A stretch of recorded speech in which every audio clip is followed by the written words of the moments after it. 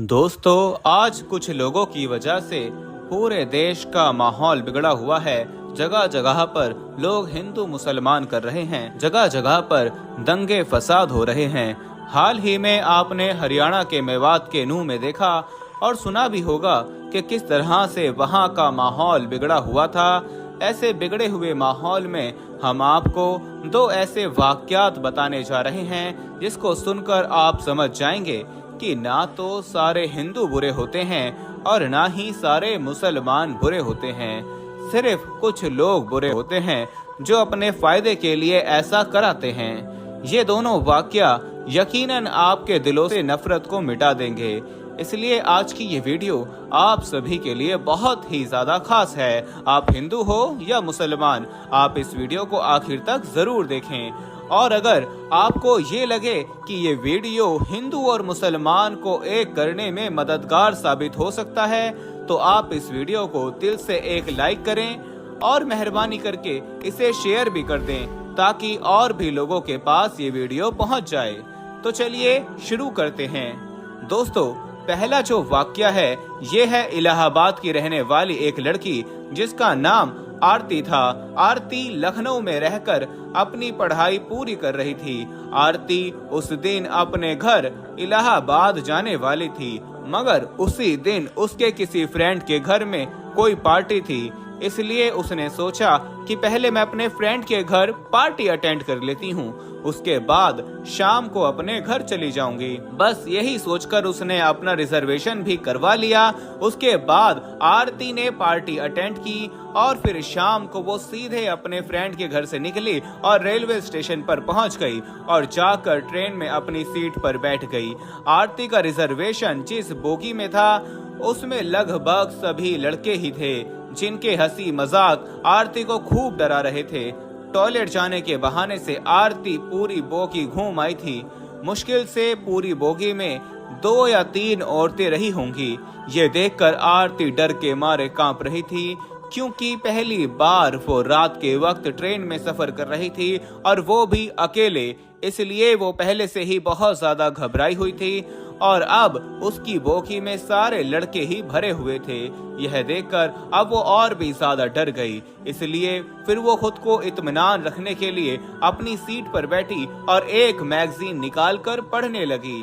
Bogie में लड़कों का एक झुंड था जो शायद किसी कैंप में या किसी पिकनिक पर जा रहा था और लड़कों का हंसी मजाक और उनकी बातों ने आरती को और भी ज्यादा डरा दिया था। आरती के डर और खौफ के बीच रात धीरे धीरे गुजरने लगी, मगर आरती अभी भी कांप रही थी। यह देखकर अचानक सामने की सीट पर बैठे लड़के ने कहा कि हेलो, मेरा नाम अनिल है और आप तो डर के मारे पीली पड़ चुकी हो। तो आरती ने धीरे से कहा जी।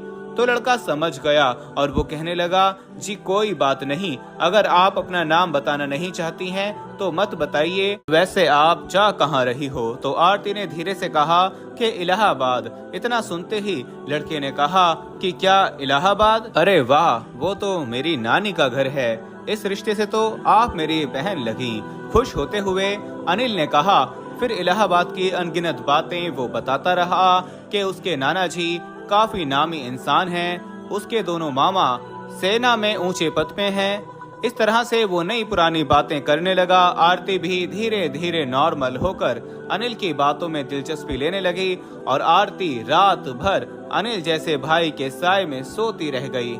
सुबह आरती ने कहा कि लीजिए, आप मेरा पता रख लीजिए, कभी नानी के घर आना हो तो आप हमारे घर भी जरूर आइएगा। तो यह सुनकर लड़के ने कहा कि कौन सा नानी का घर? अरे बहन, वो तो मैंने आपको डरते हुए देखा तो मैं झूठ मूठ के रिश्ते गढ़ने लगा।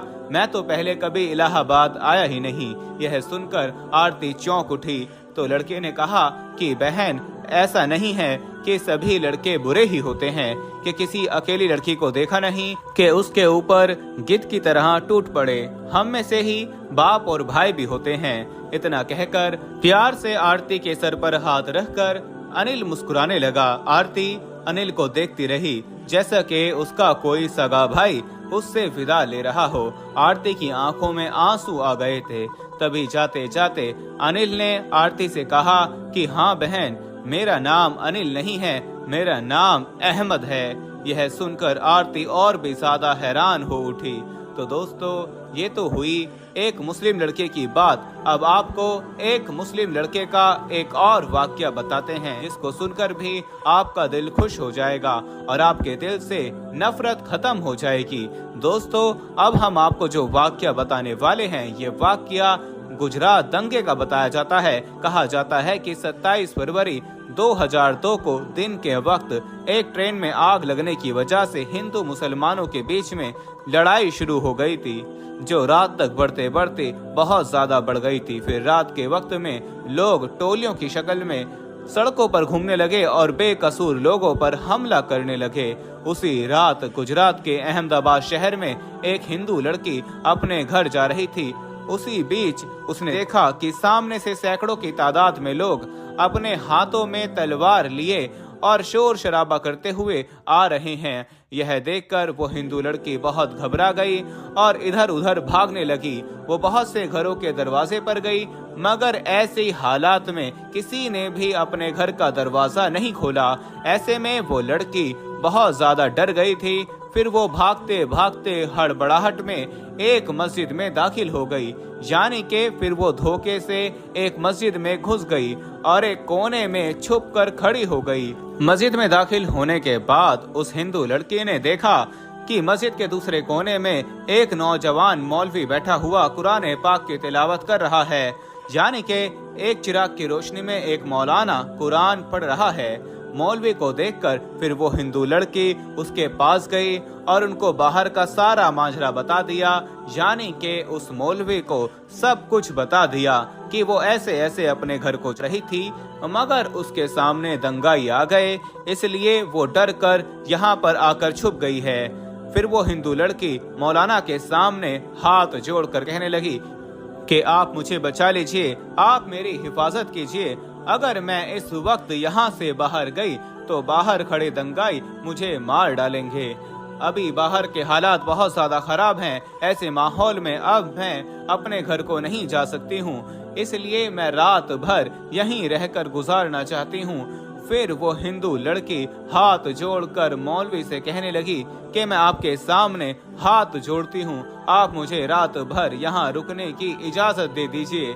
लड़की की इन बातों को सुनने के बाद मौलवी साहब उठे और मस्जिद के दरवाजे पर गए और बाहर के हालात को देखने लगे।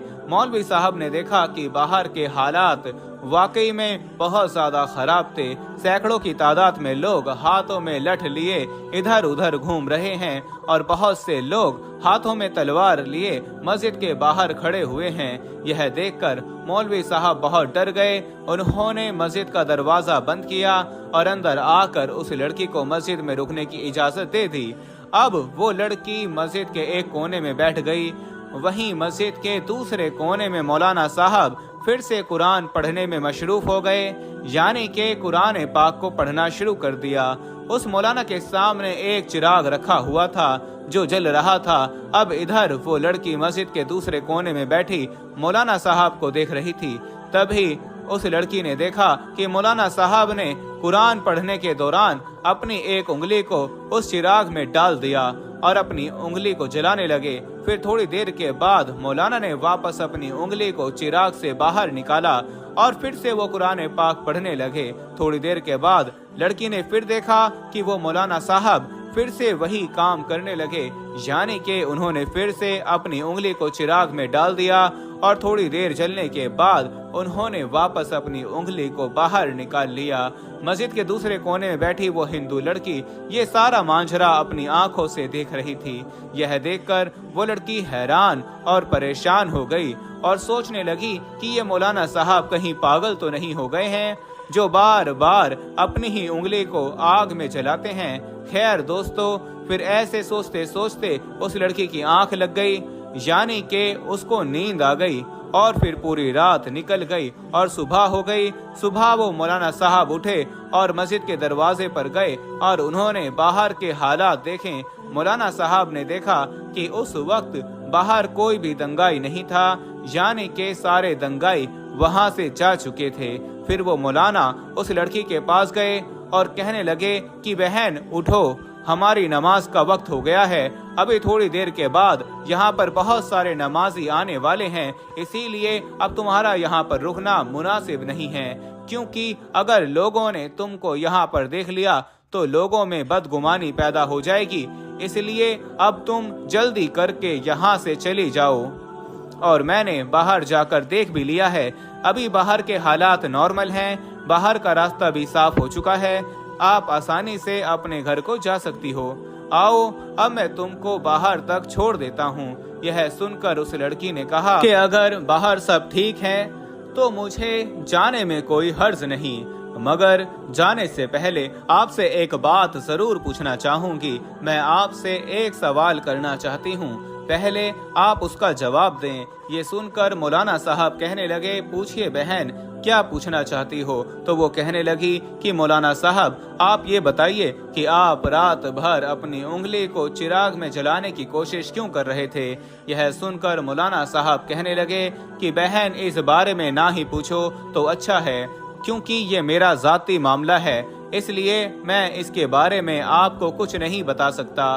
तो यह सुनकर वो लड़की कहने लगी कि जब तक आप मुझे उसके बारे में नहीं बताएंगे तब तक मैं यहाँ से वापस नहीं जाऊंगी। इसलिए फिर मौलाना साहब को उसके बारे में मजबूरन बताना पड़ा। फिर वो मौलवी साहब कहने लगे, देखो बहन, बात दरअसल ये है कि जब तुम रात के वक्त यहाँ पर आई थी तो तुम्हारी खूबसूरती को देखकर शैतान ने मुझको बहकाना शुरू कर दिया था, इसलिए फिर मेरे दिल में नफ्सियाती ख्वाहिशात उभरने लगी थी, यानी कि तुमको देखकर मेरे दिमाग में गलत गलत और गंदे ख्याल आने लगे थे और वो मुझको बेचैन करने लगे थे। इसलिए फौरन मेरे दिल ने मुझसे कहा कि अगर तुम बुरा काम करोगे, अगर तुम गलत काम करोगे तो कल कयामत के दिन तुम्हें जहन्नम की आग में जलना पड़ेगा, जो इस दुनिया की आग से 70 गुना ज्यादा भयंकर होगी, ताकतवर होगी। इसलिए पहले तुम इस दुनिया की आग का मजा चख लो। बस यही सोचकर फिर मैंने अपने दिल की बात को मानते हुए अपने जिस्म को आग के हवाले कर दिया और अपने जिस्म को आग का मजा चखाने लगा और अपने नफ्स से कहने लगा कि अगर तुझ में आग की तपिश को बर्दाश्त करने की ताकत है तो फिर तुम्हारी मर्जी है, तुम जो चाहो वो कर लो। अगर तुम इसको बर्दाश्त कर सकते हो तो फिर तुम ये गुनाह कर लो। इसलिए रात में जब जब भी मेरे दिमाग में गलत और गंदे ख्याल आए तब तब मैंने अपने नफ्स को आग के हवाले कर दिया और नफ्स को आग का मजा चखाने लगा। आग की तपिश देखकर मेरे नफ्स गलत काम करने से रुक गई। ऐसे करते करते ही मेरी पूरी रात गुजर गई। तो दोस्तों, देखा आपने, ना ही सारे हिंदू बुरे होते हैं और ना ही सारे मुसलमान बुरे होते हैं। बुरे कुछ गिने चुने लोग होते हैं जिनको भी बुरा बना दिया जाता है, क्योंकि वो बुरा बनेंगे तभी वो किसी का फायदा वहाँ पर होगा। कुछ लोग हैं जो अपने फायदे के लिए हिंदू मुसलमान को लड़वाने का काम बड़े लेवल पर कर रहे हैं, इसीलिए आप ऐसे लोगों की बातों में कभी ना आएं और आपस में सब मिलजुल कर रहें। इसी में हम सब का फायदा है, हमारे देश का फायदा है। उम्मीद करते हैं कि आज का हमारा ये वीडियो आपको जरूर पसंद आया होगा। अगर ये वीडियो आपको पसंद आया है तो दिल से इस वीडियो को एक लाइक करें और मेहरबानी करके कम से कम अपने 3 दोस्तों तक इस वीडियो को जरूर शेयर करें और ऐसे ही वीडियोस देखने के लिए हमारे चैनल को सब्सक्राइब जरूर कर लीजिएगा। तो चलिए मिलते हैं फिर एक नई वीडियो के साथ। तब तक आप अपना और अपनों का बहुत ज्यादा ख्याल रखें।